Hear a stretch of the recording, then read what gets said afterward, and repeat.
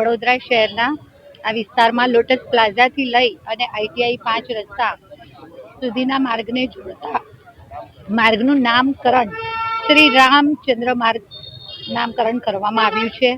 આપણે સૌ જાણીએ છીએ તેમ આદરણીય વડાપ્રધાન શ્રી નરેન્દ્રભાઈ મોદીજીએ જ્યારથી તેમનો પદભાર સંભાળ્યો છે ત્યારથી આપણી ધાર્મિક પૌરાણિક સંસ્કૃતિ હોય કે આપણો સાંસ્કૃતિક રાષ્ટ્રવાદ હોય, આપણે સૌને સીધા જોડાણની તક આપી છે. ત્યારે અમારા વડોદરા શહેરના વોર્ડ નંબર 9ના કાઉન્સિલર એવા શ્રીરંગભાઈ આયરે દ્વારા આ માર્ગને ભગવાન શ્રી રામના નામે નામકરણ કરવાનું એમના દ્વારા સૂચન કરવામાં આવ્યું હતું. વડોદરા મહાનગરપાલિકામાં મારા સૌ સાથી સભાસદશ્રીઓ દ્વારા પોતપોતાના વિસ્તારના માર્ગોના નામકરણ માટે સૂચન કરવામાં આવતા હોય છે. ત્યારે આ ભગવાન શ્રી રામ જે મર્યાદા પુરુષોત્તમ તરીકે ઓળખાય છે, ભગવાન રામ એટલે જ મર્યાદા, ભગવાન રામ એટલે વિશ્વાસ, ભગવાન રામ એટલે જપ, ભગવાન રામ એટલે તપ, ભગવાન રામ એટલે સત્ય અને સત્યનો વિજય.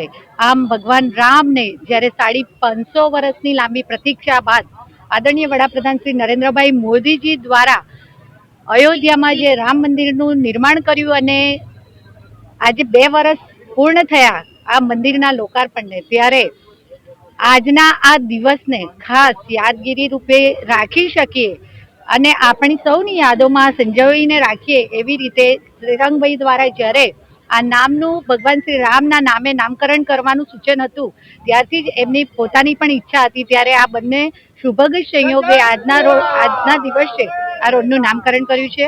હું શ્રીરંગભાઈ આયરે અને મારા અહીંના સૌ સાથી સભાસદશ્રીઓને, આ વિસ્તારના આ વિધાનસભાના સૌ સભાસદશ્રીઓને પણ અભિનંદન પાઠવું છું. અમારી સાથે સ્ટેન્ડિંગ સમિતિના ચેરમેન શ્રી ડોક્ટર શીતલ મિસ્ત્રી, આ વિસ્તારના ધારાસભ્ય શ્રી કેયુરભાઈ રોકડિયા, ડેપ્યુટી મેયર શ્રી, સૌ મારા સાથી સભાસદશ્રીઓ અને આયરે પરિવાર બધા સાથે, સ્થાનિક નાગરિકો સૌએ સાથે મળી અને ભગવાન શ્રી રામને આજે યાદ કર્યા છે.